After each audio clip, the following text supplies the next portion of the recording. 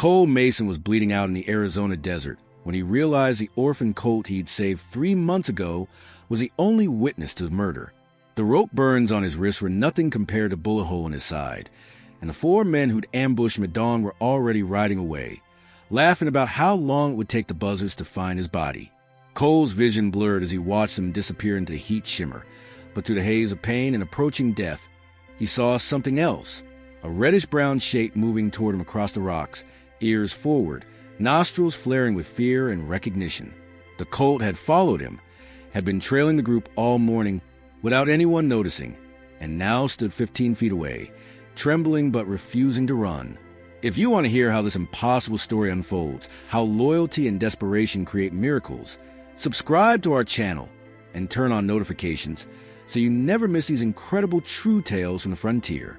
3 months earlier, Cole had been riding fence line on the Double R Ranch when he'd heard the mare's distress calls echoing through the canyon.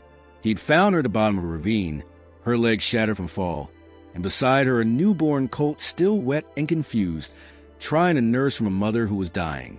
Cole had done what needed doing with his rifle, ending the mare's suffering quickly, but he couldn't bring himself to do the same to the colt. His boss, a hard man named Raymond Dutch, would have called him sentimental and wasteful. Colts without mothers rarely survived, and even if they did, they required time and resources the ranch couldn't spare on an animal that might never be sound enough for work.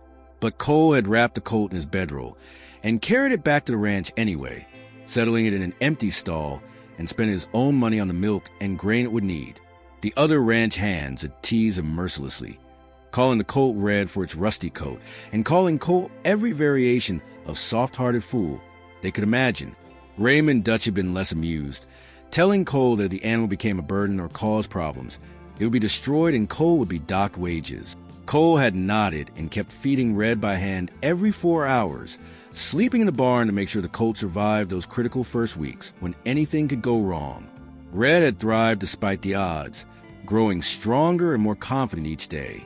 He'd imprinted on Cole completely, following him around the ranch like an oversized dog, nickering whenever Cole appeared and becoming anxious when separated from him for too long. The other hands had stopped teasing once they saw how attached the animals had become to each other, though Raymond Dutch continued to view the whole situation with suspicion and disapproval. Cole knew he was taking a risk, investing so much time and emotion in a horse that officially belonged to the ranch, but he couldn't help himself.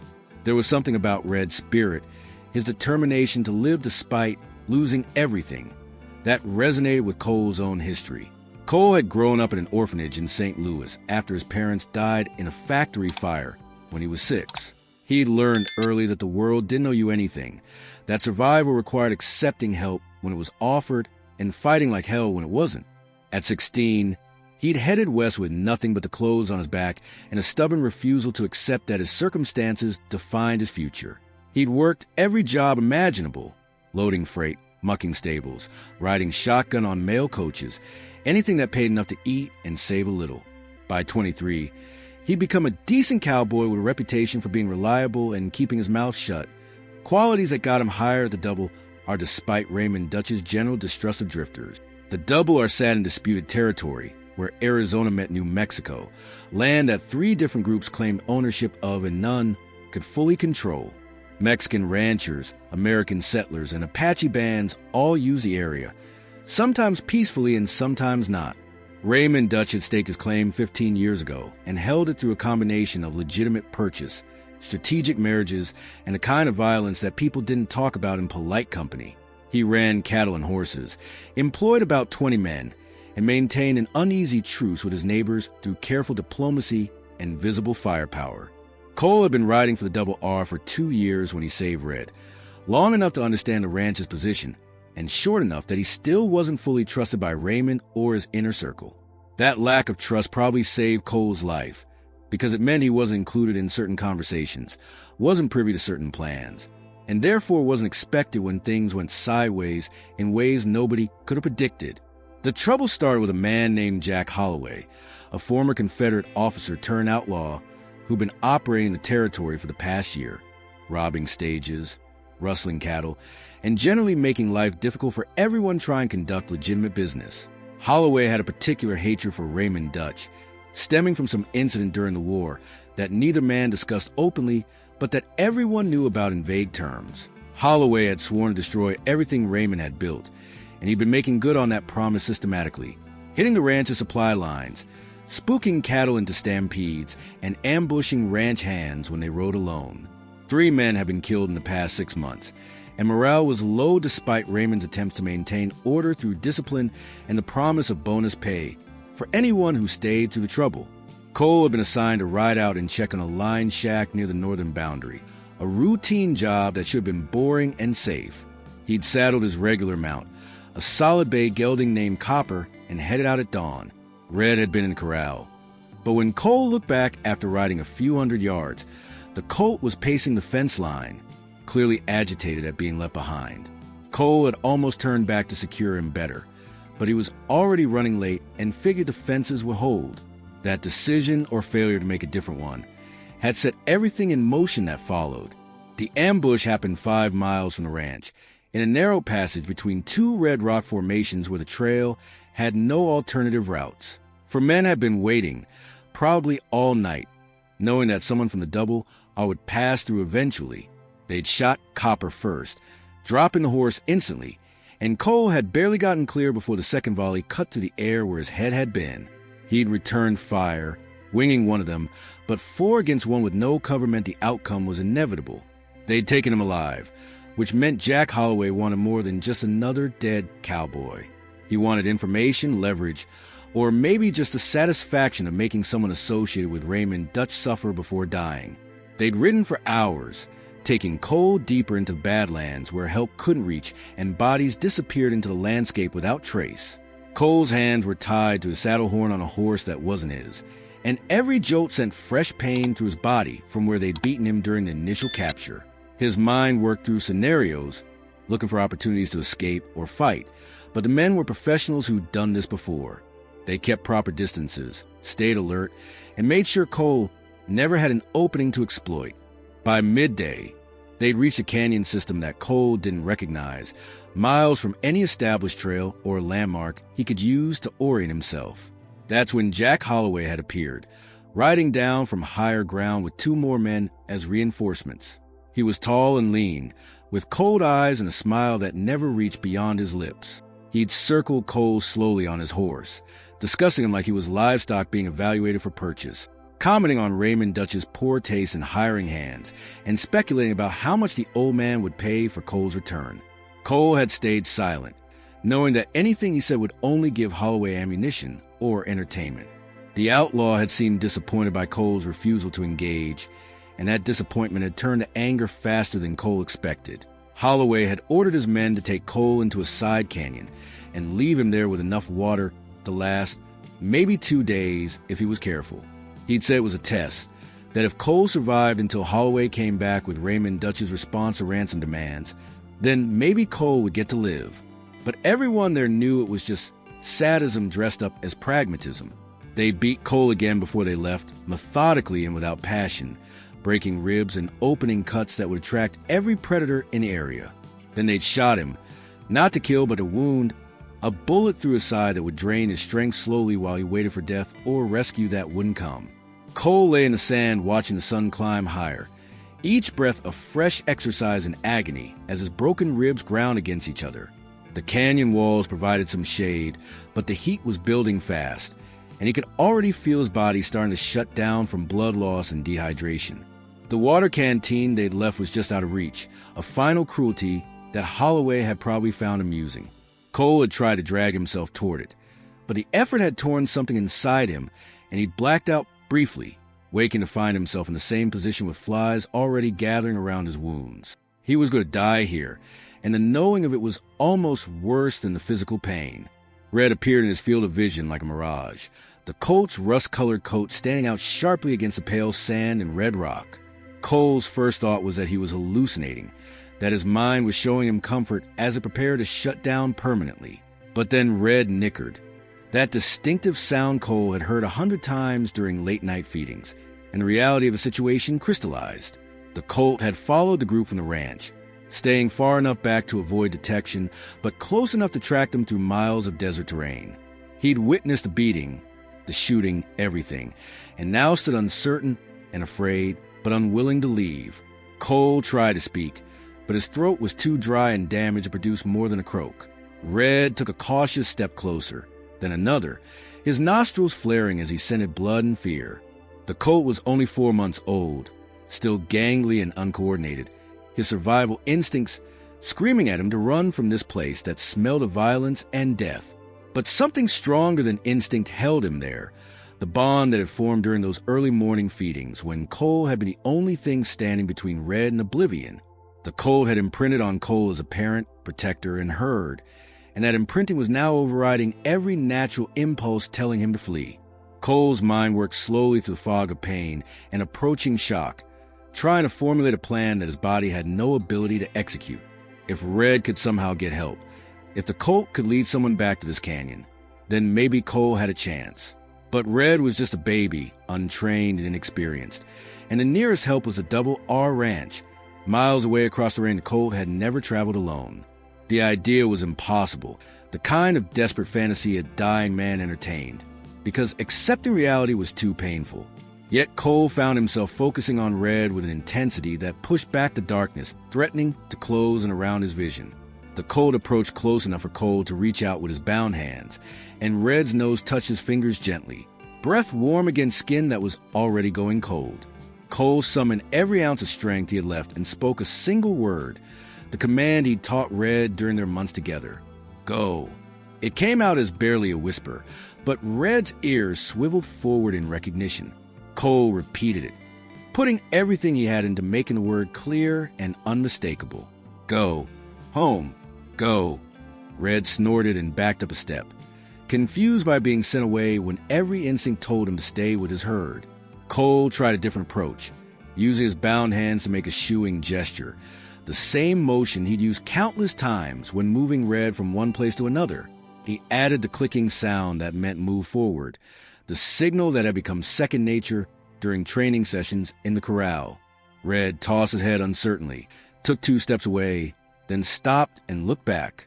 Cole clicked again, gestured again, whispered, "Go home," one more time with everything he had left. This time Red began to move, slowly at first and constantly looking back, but gradually picking up speed as some understanding of purpose overtook his confusion and fear. Cole watched the colt disappear around the canyon bend, heading in the general direction of the double R, and felt tears mixing with the blood and dirt on his face. He'd probably just sent Red to his death, asking a 4-month-old animal to navigate miles of desert alone, avoiding predators, and finding his way back to a place he'd only traveled from once. But it was the only chance either of them had, and Cole had learned long ago that taking impossible chances was sometimes the only option available to people who refuse to surrender quietly. He closed his eyes against the blazing sun and tried to conserve what little strength remained, knowing that if Red somehow succeeded, Cole would need to stay alive long enough to make the miracle matter. Red ran with the desperate energy of youth and terror, his hooves churning sand and rock as he followed scent trails and half-remembered landmarks back the way they'd come. The desert was a maze of similar-looking canyons and formations, each one trying to confuse him and lead him astray. Several times he stopped, confused and frightened, circling back on his own trail before finding the right direction again. The sun beat down mercilessly, and Red had no experience rationing his energy for a long journey. He ran full out when he should have paced himself, driven by panic and the overwhelming need to find a place that meant safety and food and the other horses who become his surrogate herd. By late afternoon, Red had covered an impressive distance, but was showing signs of exhaustion. His sides heaved with each breath, foam gathered at the corners of his mouth, and his gait had lost its smooth coordination, becoming choppy and uncertain. A more experienced horse would have found water, would have rested in shade, would have made the strategic decisions necessary for survival. Red just kept moving forward, following instinct and fragmented memory, burning through reserves he didn't have in pursuit of a goal he couldn't fully articulate even to himself. When he finally stumbled and went down to his knees, he forced himself back up and continued, limping now but refusing to stop. The sun was setting when Red finally saw the Double R Ranch buildings in the distance, their shapes dark against the orange and red sky. He found strength he shouldn't have possessed and broke into a stumbling run, calling out with desperate whinnies that carried across the cooling desert air. The ranch dogs heard him first and began barking, alerting the men who were finishing evening chores. Several cowboys came out of the barn to see what the commotion was about, and their confusion turned to alarm when they recognized Orphan Colt, alone and clearly in distress, running toward them like demons were on his heels. Red collapsed in the ranch yard, his legs finally giving out completely, his body shaking with exhaustion and dehydration. The cowboys surrounded him, calling for water and blankets, trying to figure out what had happened and where Cole was. Raymond Dutch emerged from the main house, his face grim as he surveyed the scene. He'd sent Cole out that morning and expected him back by evening, and the return of his horse without him could only mean trouble. Red struggled to get back up, fighting against the hands trying to help him, his behavior becoming increasingly frantic as he tried to communicate something nobody could understand. One of the older cowboys, a man named Thomas Webb who'd spent 40 years working with horses, knelt beside Red and spoke quietly, watching the colt's body language and behavior with experienced eyes. He told Raymond that the colt wasn't just exhausted or lost. He was trying to tell them something, try to get them to follow him back the way he'd come. The idea seemed far-fetched, the kind of anthropomorphizing that practical ranchers dismissed as sentiment, but Thomas insisted there was intelligence in the colt's desperation, purpose in his refusal to settle down even when his body was clearly finished.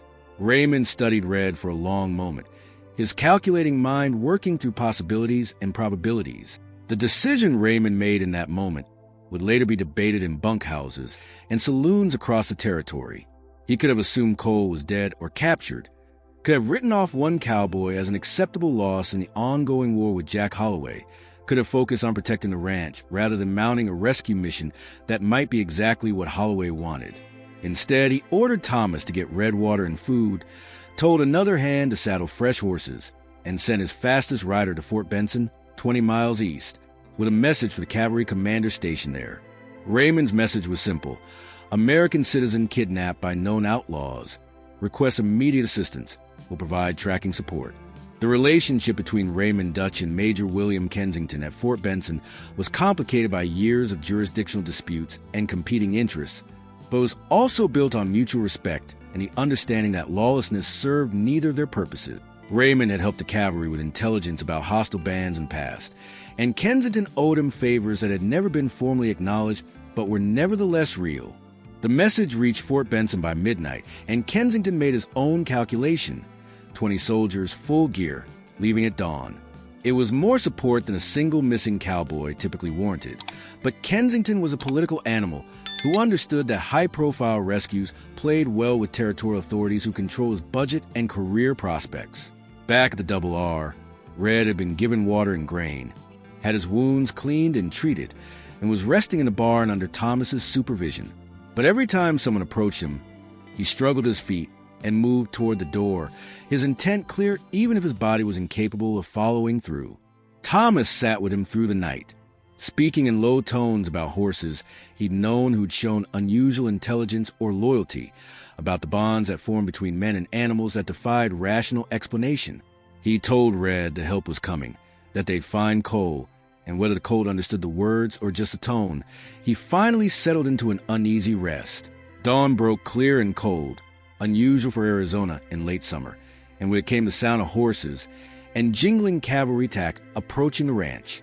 Major Kensington had brought 22 soldiers instead of 20, along with a Pima scout named Joseph who knew the Badlands better than anyone in the territory. Raymond Dutch met them with 6 of his best men, all armed and mounted, all volunteers who'd known Cole and respected him enough to risk their lives for his. The rescue party numbered close to 30 men, a significant force by frontier standards, enough to engage Holloway's gang if necessary, and still have numbers for pursuit if the outlaws scattered. The problem was finding Cole in hundreds of square miles of identical-looking desert and canyon systems where a man could hide indefinitely or die within yards of trail without being discovered. Joseph the scout examined Red carefully, studying the colt's hooves and legs for embedded seeds and burrs that might indicate what terrain he crossed. He found fragments of a specific type of saltbush that only grew near the disputed canyon systems north of the ranch, and rock dust in Red's coat that matched formations about 15 miles out. It was barely enough information to narrow their search, But it was something, a direction to start riding when any other option would have been pure guesswork. Raymond made the call that shocked everyone. Bring the colt. Red was in no condition to travel, his body still recovering from the previous day's exertion. But Raymond argued that if the animal had successfully navigated from Cole to the ranch once, he might be able to reverse the journey with support. Thomas rigged a gentle lead and walked beside Red as the party set out, moving slowly to accommodate the exhausted colt, following Joseph's best guess about direction, while watching Red's behavior for any signs of recognition or purposeful movement. It was an experiment that might waste precious hours, or might be the only thing that could save Cole Mason's life. The rescue party had been riding for 3 hours when Red's behavior changed dramatically, his head lifting and his pace quickening despite his exhaustion. Joseph the scout noticed it first, the way the colt's nostrils flared, his ears swiveled forward with sudden focus, the unmistakable body language of an animal recognizing familiar ground. Major Kensington raised his hand to halt the column, and everyone watched as Red pulled against Thomas's gentle lead, straining toward a narrow gap between 2 sandstone formations that looked identical to a dozen others they'd passed. Joseph dismounted and studied the ground, finding faint tracks that had been partially obscured by wind, but were fresh enough to matter. Multiple horses, moving at a controlled pace, heading into the canyon system exactly where Red wanted to go. Raymond Dutch pulled his rifle from its scabbard and checked the load, his face set in the grim expression his men had learned to respect and fear. He told Kensington they were heading into ambush territory, that Holloway knew these canyons intimately and had used them before to lure pursuers into kill zones where superior numbers meant nothing against good positioning. Kensington nodded and began issuing orders in the clipped military cadence that transformed a loose group of riders into a coordinated tactical unit. He split his force into 3 groups, a main column that would follow Red's lead, a flanking unit that would move parallel through higher ground, and a reserve that would hang back to prevent encirclement. It was textbook cavalry doctrine adapted to irregular terrain, the kind of planning that separated professional soldiers from armed civilians. Red led them deeper into the maze of canyons, his exhaustion forgotten in the urgency of reaching his destination. Several times he took turns that seemed wrong to humans following him, choosing paths that appeared to dead-end or loop back on themselves. But each time a route proved passable and continued in a generally consistent direction. Joseph confirmed they were following the same tracks, though the trail was getting fresher, which meant they were either getting close to Cole or close to the men who'd taken him.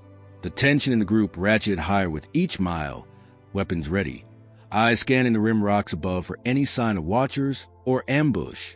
They found Cole's horse first, the bay gelding Copper, lying dead in a side canyon with buzzards already working on the carcass. The sight confirmed their worst fears and eliminated their best hopes simultaneously. Cole had definitely been here, had definitely been in trouble, and the execution-style shooting of his horse suggested this was Holloway's work rather than random bandits or hostile raiders. Raymond dismounted and examined the area, finding spent cartridges and blood splatter that told a story of brief resistance followed by overwhelming force. Thomas kept Red away from the dead horse, not wanting the colt to see or smell something that might break the focus they needed him to maintain. Red became increasingly agitated as they moved past the kill site, his calls echoing off the canyon walls in a series of desperate whinnies that could alert anyone within a mile to their presence. Kensington considered muzzling the animal or leaving him behind, but Raymond argued that Red's distress meant they were close, that the colt recognized this area and knew Cole was nearby. They continued forward, moving faster now despite the risk, the urgency transmitted from Red to humans around him becoming impossible to ignore. The canyon narrowed until they were riding single file, walls rising sheer on both sides, the kind of tactical nightmare that made Kensington's training scream warnings about contained ambush zones. The side canyon where Holloway had left Cole was almost invisible, a crack in the rock wall that seemed too narrow for a horse to pass through, but opened into a small enclosed space beyond. Red fought Thomas's lead with sudden violence, rearing and pulling, his fear and desperation finally overwhelming even his exhausted state. Joseph moved ahead on foot, rifle ready, and disappeared into the gap. The silence that followed stretched for 30 seconds that felt like 30 minutes, everyone waiting for gunfire or the scouts' all-clear signal. When Joseph finally emerged, his face was expressionless in the way of men who'd learned to control their reactions to horror, and he simply nodded once toward the opening and said they'd need medical supplies immediately. Cole was still alive, though how or why was a question that defied medical explanation. He'd lost enough blood to kill 2 men, had gone nearly 24 hours without water in brutal heat, and had wounds that should have brought infection and fever hours ago. But his chest still rose and fell with shallow breaths, and when Raymond knelt beside him and spoke his name, Cole's eyes flickered open briefly before closing again. The cavalry medic, a young corporal named James Patterson who'd served in the Indian Wars, went to work with efficient competence, stopping the bleeding from the bullet wound, splinting Cole's broken ribs, and forcing water between his cracked lips in amounts small enough not to cause shock. Red had pushed through the gap despite Thomas's attempts to hold him back, and now stood over Cole with his head lowered, breathing in the scent of the man who'd saved him months ago. The Colt's presence seemed to register somewhere in Cole's semi-conscious mind, because his bound hands moved slightly, fingers extending toward Red's muzzle in a gesture that was heartbreaking in its weakness and familiarity. Thomas cut the ropes that held Cole's wrists, rubbing circulation back into hands that had gone purple from restricted blood flow. The rope burns underneath were infected and suppurating, adding another item to the growing list of injuries that Cole had somehow survived. Major Kensington posted guards on the canyon rim and at the entrance, knowing that if Holloway had scouts watching, they had seen the dust from 30 horses and would be reporting back to their leader. The question was whether Holloway would cut his losses and run, or whether he'd see this as an opportunity to inflict a major defeat on both Raymond Dutch and the cavalry in one engagement. Kensington's experience suggested the latter, because men like Holloway were driven by ego and revenge rather than rational self-interest, and the chance to humiliate his enemies would outweigh the risk of facing superior forces. He told Raymond they needed to move Cole immediately, that staying here turned them from rescuers into besieged offenders with an injured man they couldn't adequately protect. The problem was that Cole couldn't ride and couldn't walk, and carrying him on a stretcher through narrow canyon passages while potentially under fire was asking for disaster. Raymond proposed a solution that was either brilliant or insane: put Cole on Red's back.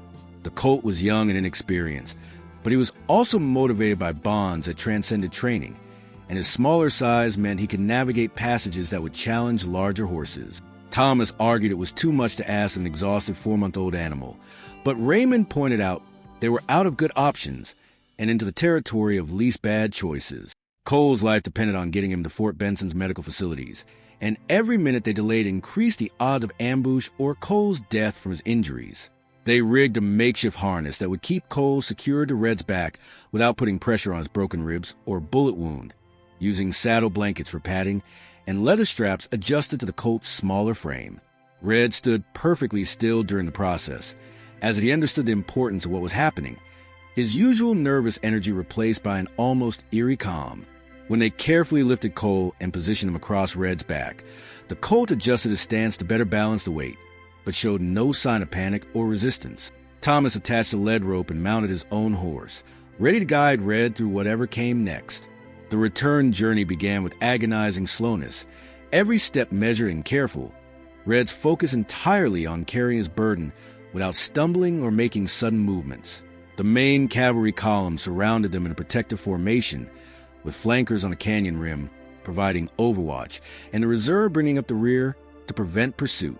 Joseph scouted ahead, reading the terrain for ambush positions and alternate routes, his movements economical and professional in way of men who'd survived by being better than their opponents at the deadly game of frontier warfare. They'd covered maybe 2 miles when the first shots rang out from above, bullets ricocheting off stone and sending everyone diving for cover except Red, who stood frozen with Cole on his back, uncertain what to do but unwilling to bolt and risk injuring his precious cargo. Thomas grabbed Red's lead and pulled him into an overhang just as the second volley tore through the space where they'd been standing. The cavalry returned fire with disciplined volleys, not the wild shooting of panicked men, but the controlled response of trained soldiers engaging an enemy of unknown size and position. Major Kensington bellowed orders, sending half his men to scale the canyon walls and flank the shooters while the rest maintained suppressing fire. Raymond and his cowboys joined the assault, their civilian status forgotten in the immediacy of combat, their intimate knowledge of terrain proving as valuable as military training. The firefight lasted 20 minutes that felt like hours, the air filling with gun smoke and the deafening echoes of rifles firing in an enclosed space. Red stood trembling under the overhang, his body shaking with fear, but his legs locked in position, refusing to move despite every instinct screaming at him to run. Cole remained unconscious throughout, his body going into deeper shock from the noise and chaos, his breathing becoming more shallow and irregular. Thomas stayed with them, one hand on Red's neck providing what comfort he could, his own rifle ready to defend their position if the shooters broke through the cavalry perimeter.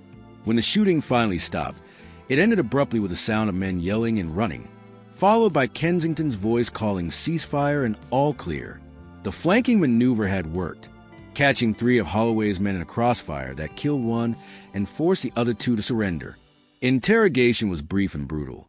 Holloway had positioned scouts throughout the canyon system with orders to harass any rescue attempt, but he'd pulled back the main body of his gang when he saw the size of the force coming after Cole. The scouts were expendable, sacrificed to slow the pursuit and maybe inflict a few casualties that would discourage future interference with Holloway's operations. The prisoners were bound and left under guard while the column continued moving, everyone now acutely aware that time was running out for Cole and that more attacks could come at any moment. Red's legs were shaking with exhaustion as they emerged from the canyon system into more open terrain, but he kept moving forward, one careful step after another, his entire being focused on the task of carrying Cole to safety.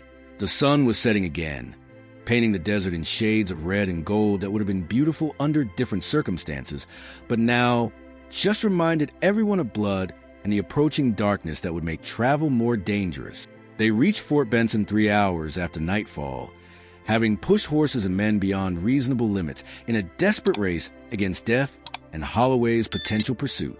The fort's surgeon, a competent man named Dr. Frederick Walsh, who treated everything from arrow wounds to cholera, took one look at Cole and immediately began barking orders for his operating theater to be prepared.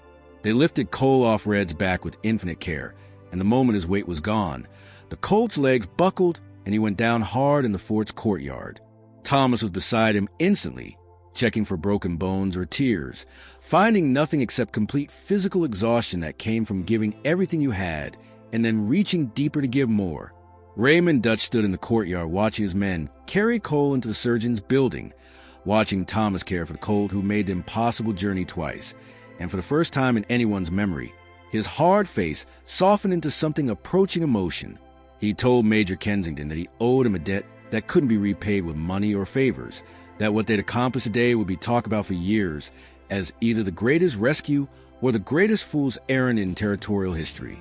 Kensington, practical as always, pointed out that they wouldn't know which it was until Dr. Walsh finished working on Cole, and they saw whether all this effort saved a life or just delayed an inevitable death by a few hours. Dr. Walsh worked through the night, while everyone waited in the fort's courtyard, their exhaustion forgotten in the tension of not knowing whether Cole would survive. Red had been moved to the cavalry stables where he lay in fresh straw, too depleted to even lift his head for water. Thomas stayed with him, hand-feeding him small amounts and speaking quietly about how Cole was fighting just like Red had fought, how neither of them knew how to quit even when quitting made sense. The colt's breathing was shallow but steady, his body slowly recovering from an ordeal that should have killed him but hadn't. Dawn came with Dr. Walsh emerging from the surgery building, his face unreadable. He told Raymond that Cole had survived the operation, that the bullet was out and the wounds cleaned, but that infection was likely and the next 72 hours would determine everything. Cole's body had endured trauma that would have killed most men, and whether his would have lived could overcome the physical damage remained uncertain. Raymond nodded and asked if Cole was conscious. Walsh said no, that Cole was heavily sedated and wouldn't wake for hours, maybe days. The body needed rest to heal, and consciousness would only bring pain that served no purpose yet. Major Kensington assembled a patrol to pursue Holloway, taking half his men and leaving the rest to guard the fort and the recovering victims. Raymond offered his cowboys for the hunt, but Kensington declined, saying this was now a military matter that would be handled through proper channels. What he meant but didn't say was that if Raymond's men caught Holloway, there'd be a hanging without trial, and Kensington needed the outlaw alive to face military justice and set an example that would discourage others. Raymond understood the politics even if he didn't like them, and he accepted the decision with better grace than anyone expected. 3 days passed with Cole drifting in and out of consciousness, his body fighting fever and infection while his mind wandered through landscapes of memory and delirium. Red recovered faster, youth and resilience bringing him back from the edge with remarkable speed. By the second day, he was standing and eating normally, and by the third, he was pacing his stall anxiously, clearly looking for Cole. Thomas finally led him to the building where Cole was recovering, and though regulations prohibited animals inside, no one had the heart to stop the colt from standing outside the window where Cole's bed was visible. On the fourth morning, Cole opened his eyes with clarity instead of fever, his gaze focusing on Dr. Walsh's face hovering above him. His first whispered question was about Red, whether the colt had made it, whether his desperate gamble had worked. Walsh smiled and told him everything about Red's journey to the ranch, about the rescue party, about how the colt had carried him out of the canyon while bullets flew around them. Cole's eyes filled with tears he was too weak to wipe away, and he asked to see Red. Walsh started to refuse on medical grounds, but something in Cole's expression changed his mind. They brought Red to the doorway of the recovery room, as far as regulations and sanitation would permit, and a reunion between man and animal was witnessed by a dozen hardened soldiers who'd sworn they'd seen everything the frontier could offer. Red's entire body trembled with recognition and relief, and Cole extended one shaking hand toward the colt who'd saved his life twice over. Their fingers and nose met in the space between civilized medicine and wild loyalty, completing a circle that had begun months ago with a dying mare and a newborn colt nobody wanted. Cole's recovery took weeks, during which time the story spread throughout the territory and beyond. Newspaper reporters from as far as San Francisco traveled to Fort Benson to interview the cowboy and see the miraculous horse who brought an army. The stories they wrote turned Cole and Red into legends, the details growing more elaborate with each retelling until truth and myth became impossible to separate. Cole hated the attention, but he understood it served a purpose, making Red valuable in ways that transcended normal horse economics and ensuring no one would ever consider the colt disposable again. Major Kensington's patrol caught up with Holloway 6 weeks later, cornering him in Mexican territory where jurisdictional complications delayed but didn't prevent his arrest. He was brought back to face trial for murder, kidnapping, and a dozen other charges that carried death sentences. The trial lasted 3 days and ended with a guilty verdict that surprised no one. Holloway was hanged at Fort Benson on a cold morning in October, and Cole attended despite still recovering from his injuries, needing to see the end of the man who'd nearly killed him and inadvertently created the legend he'd become. Raymond Dutch offered Cole his job back with a raise and a promotion to foreman, acknowledging that anyone who inspired that kind of loyalty from animals probably had qualities worth investing in for human leadership. Cole accepted but negotiated one condition.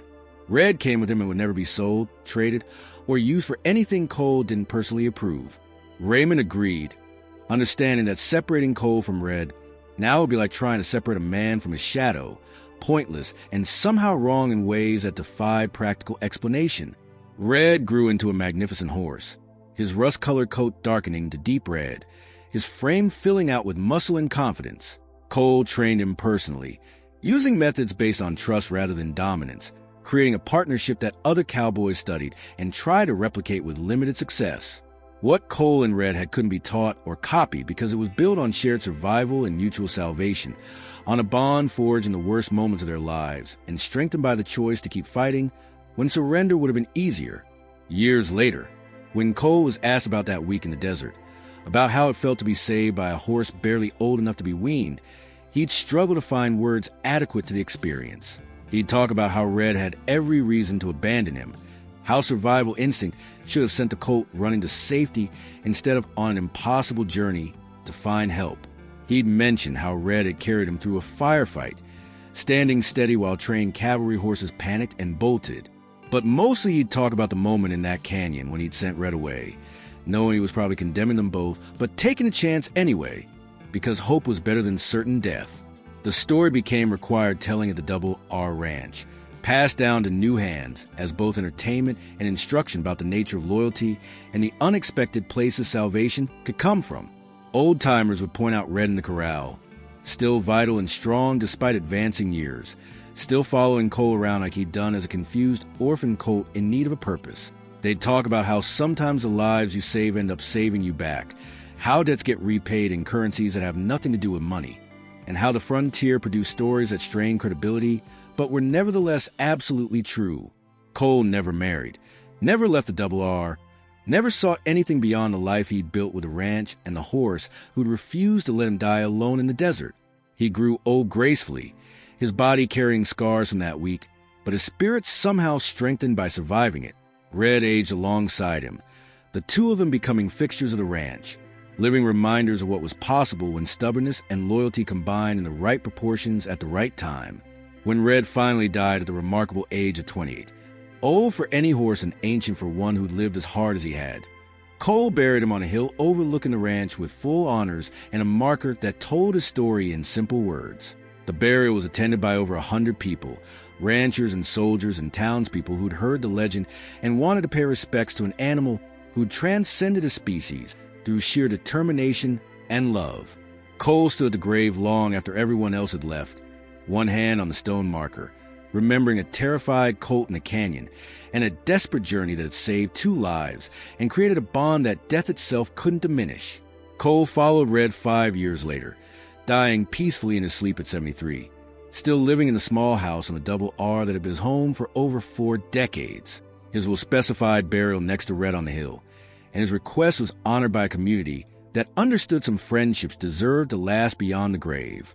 The Double Grave became a pilgrimage site for people interested in frontier history, a place where the story of the Orphan Colt and the dying cowboy was remembered and retold to new generations who needed reminding that courage came in many forms and salvation often arrived on 4 legs instead of 2.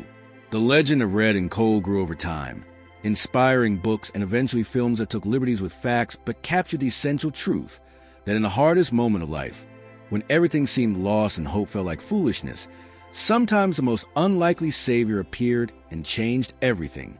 The story reminded people that kindness had consequences that rippled forward in ways impossible to predict, that saving one life could mean your own salvation when you needed it most, and that the bonds we form with other living creatures could be as profound and meaningful as any human relationship. If this story touched your heart and reminded you of the power of loyalty and unexpected heroism, we'd be honored if you'd subscribe to our channel and join our community. Hit that notification bell so you never miss our next story from the frontier, where courage, survival, and remarkable bonds between humans and animals created legends that still inspire us today. Share your thoughts in the comments about the incredible relationship between Cole and Red, and let us know what frontier stories you'd like to hear next.